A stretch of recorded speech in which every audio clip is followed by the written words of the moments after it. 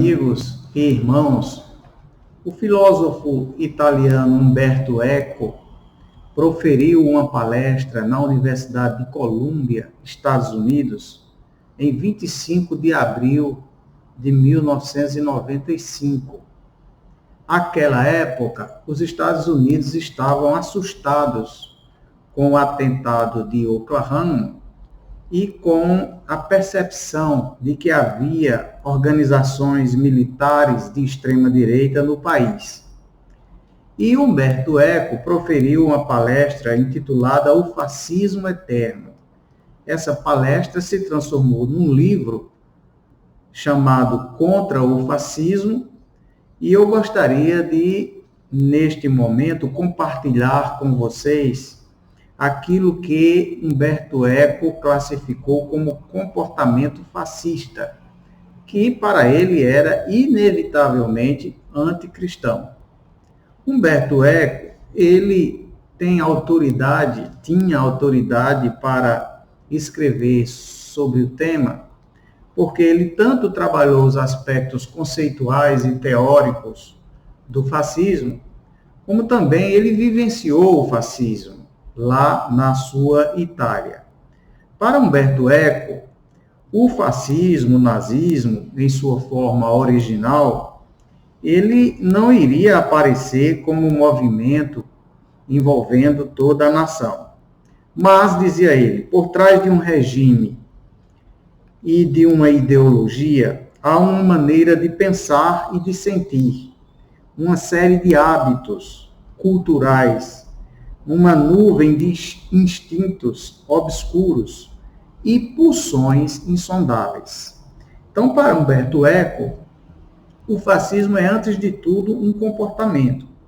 Nesse sentido, ele destaca que as palavras, os discursos, frequentemente, eles são sintomas de sentimentos que já existem em determinada sociedade. No caso do fascismo italiano, Umberto Eco ele destaca que o Mussolini ele não tinha uma filosofia própria, ele tinha uma retórica.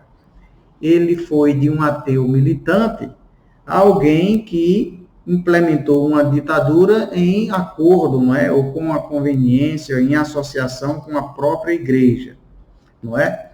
O fascismo italiano, ele era uma ditadura de direita, com liturgia militar, um folclore, não é?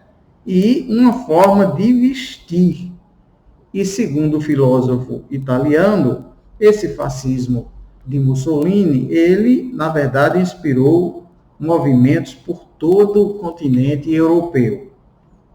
Como resultado, não é? Ele suprimiu a imprensa livre, desmontou os sindicatos, prendeu os dissidentes políticos e anulou o poder legislativo, além de controlar o judiciário. Então, esse pano de fundo do fascismo italiano, nas palavras de Umberto Eco, não é? Uma filosofia antecedida por um modo de pensar, não é? Por hábitos culturais da própria sociedade italiana, ele tinha características que às vezes eram contraditórias, não é? Às vezes se confundiam com outras formas de fanatismo e de despotismo, e que muitas vezes não era necessário que todas essas características estivessem presentes para se constituir no fascismo, não é? A existência de algumas delas já indicava a presença desse sistema político. No livro a que eu me referi, Contra o Fascismo, Umberto Eco classifica 14 características, então, do comportamento fascista, que eu gostaria aqui de mencionar, não é, sem me deter exaustivamente a nenhuma delas. A primeira, característica número 1, é o culto à tradição, não é? Esse culto à tradição, muitas vezes, vem de reivindicação das verdades das religiões, né? Desde há muito tempo, não é verdade? E essas reivindicações da verdade religiosa, muitas vezes elas se contrapunham ao avanço do saber e do conhecimento. Por isso que esse culto à tradição, sendo uma característica do fascismo, muitas vezes ele combate o conhecimento, combate o saber moderno. Característica 2, a rejeição a um tipo de modernidade, né? Se por um lado os fascistas eles enalteciam o desenvolvimento industrial e dele fizeram uso, eles identificavam, por outro lado, a evolução da razão como algo associado à depravação da humanidade. Daí que a característica 2 do comportamento fascista é a rejeição a esse tipo de modernidade. A característica 3 do fascismo, ou do comportamento fascista, é o irracionalismo, o culto da ação pela ação, mesmo que a ação ela esteja desprovida de qualquer reflexão. É por isso que os fascistas eles tendem a glamorizar atitudes, às vezes atitudes impensadas, toscas, grotescas, né? Porque há um irracionalismo, né? A cultura e a reflexão passa a ser algo suspeito, né? E associado à crítica. A universidade é tida como um lugar maldito, né? E para os fascistas da Itália de Mussolini, a universidade era um lugar de comunistas. Eu estou falando daquela época. Se houver semelhança com qualquer pensamento de hoje, não é por coincidência. O mundo intelectual é rechaçado e perseguido. Tudo isso como parte dessa característica número 3, o irracionalismo. Outra característica, a característica 4, que é derivada da anterior, é a rejeição ao pensamento crítico. O desacordo, a discórdia vistos como traição, não é? Na cultura moderna, a comunidade científica entende que a crítica, às vezes, ela promove o avanço do conhecimento. Para os fascistas, né, o pensamento crítico, ele deve ser impedido, ele deve ser rechaçado a todo custo. A característica número 5 é o medo da diferença, a busca do pensamento único, a busca pelo pensamento único, que normalmente levou as sociedades fascistas, os países fascistas, a adotar regimes também racistas, na medida em que eles tinham medo da diversidade, eles tinham medo da diferença. O fascista, normalmente, ele tem medo daquilo que é diferente do que ele pensa.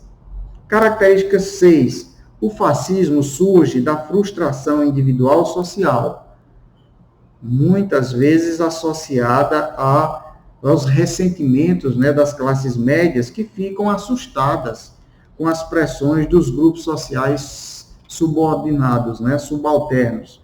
Então, a característica 6 é que o fascismo, ele aparece, ele surge como resultado dessa frustração individual ou social. Característica 7 é o nacionalismo, não é verdade? Por isso que os fascistas, eles sempre em suas convocações, em suas retóricas, eles apelam a símbolos nacionais, ao bem da nação, usam expressões como os traidores da nação, aqueles que fazem oposição a eles, né?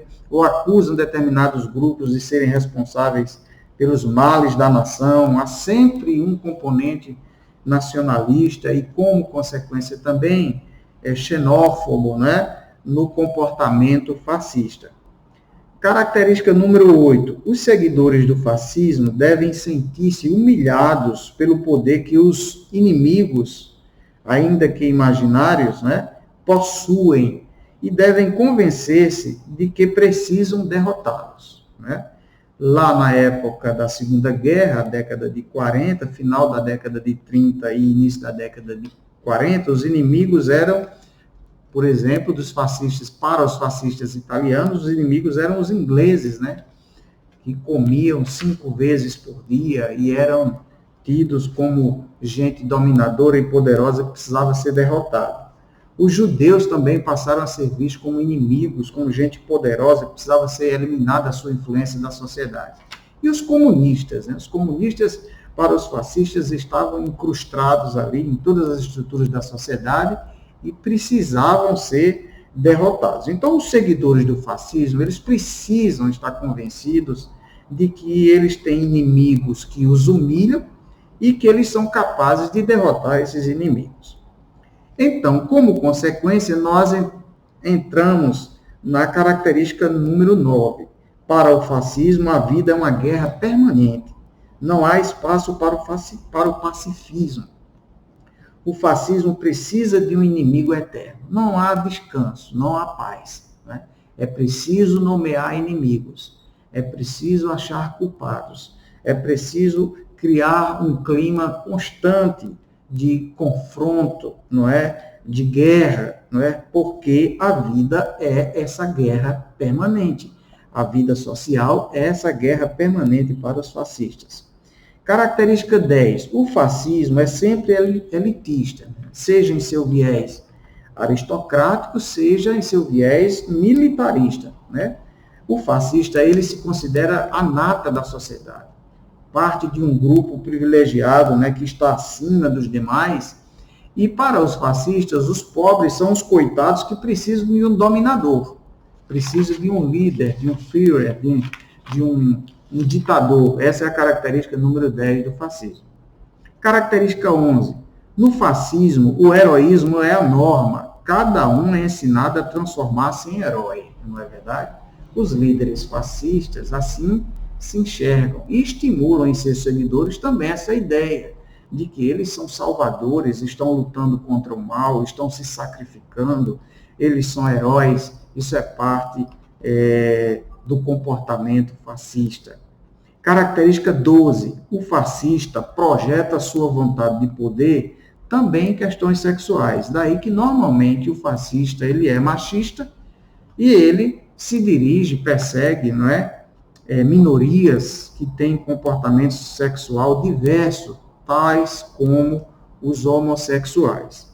Característica 13. O fascismo se baseia no populismo qualitativo. O que é que significa isso? É uma resposta emotiva de um certo grupo selecionado de cidadãos que se apresenta como porta-voz do povo. Aqui não faz diferença se há uma maioria votando, se as chamadas maiorias democráticas, elas são importantes, não é? Para o fascista, ele pertence a determinado grupo social que representa o povo. E que isso é mais importante do que o parlamento, do que governos parlamentares. Governos parlamentares, isso deve ser eliminado. O fascista está convencido de que ele representa um grupo que tem supremacia e que deve governar a sociedade. E por último, característica número 14, os textos escolares, os escritos fascistas, eles se baseiam num vocabulário pobre, porque exatamente tem o objetivo de evitar o raciocínio complexo e crítico. Tudo isso é visto com desdém, não é? Daí o deboche em relação, o desprezo em relação ao pensamento intelectual, ao conhecimento como um todo. Temos aqui, então, as 14 características que Humberto Eco, ele comentou e mencionou na sua palestra, transformada em livro, sobre o comportamento fascista. As pessoas que estão atentas ao que acontece aqui no Brasil e em outras sociedades, não é?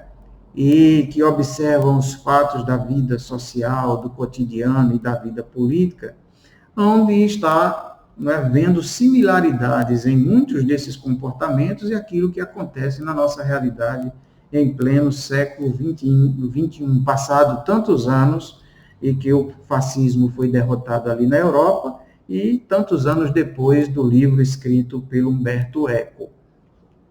Nós, então, temos que estar atentos a esses comportamentos, porque se por um lado, como previu Humberto Eco, talvez seja difícil que o fascismo ou o nazismo ele tome a forma original, né, que teve lá na década de 40 do século passado, de toda maneira, me parece que há um comportamento fascista influenciando governos nesse contexto de crise capitalista que nós estamos vivendo e se infiltrando nas mentes, nos valores, no pensamento de muita gente, né?